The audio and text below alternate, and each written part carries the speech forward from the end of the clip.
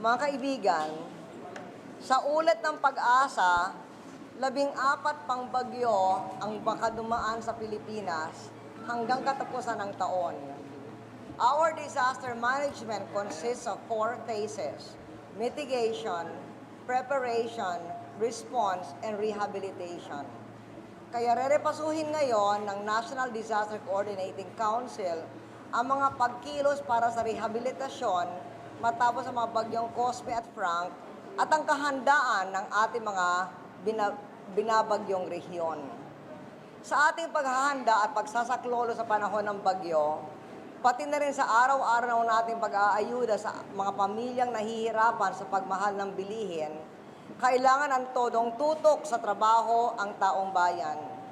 Walang panahon para sa pamumulitika at lagi magkapit-bisig sa lahat ng handang tumutulong sa nagigipit at nahihirapan.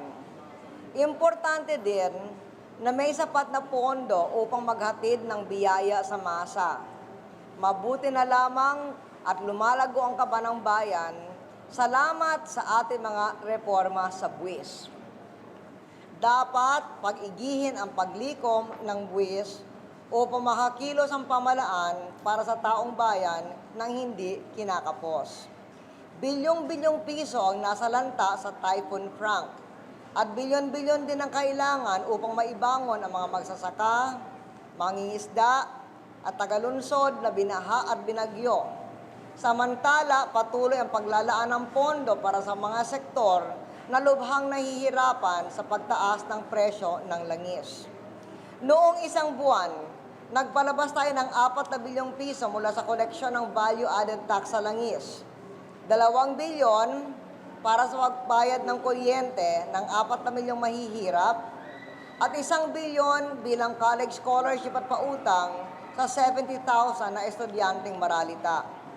Mayroong 0.5 bilyon ding pautang upang palitan ang motor ng mga 4,000 jeepney sa mas matipid na makinang LPG.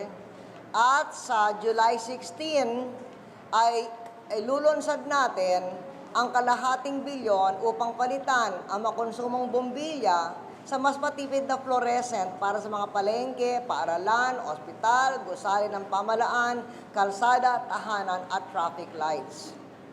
Sa sunod na katas ng VAT na nakolekta mula Abril hanggang Hunyo, may karagdagang 1 billion pesos na pambayad ng kuryente ng mahihirap at 1 billion pesos ng kapital na ipauutang sa mga may bahay at kapamilya ng mga namamasadang tsuper at konduktor. May 0.5 bilyon ding halaga upang mapataas ang kakayahan at kasangkapan ng mga munting ospital sa lalawigan. At para sa mga kalamidad, maglalagay tayo ng bumabagay na halaga para sa tinatawag na Panay and Other Islands Calamity Assistance and Rehabilitation. Ang Masbate ay kasama doon sa Other Islands.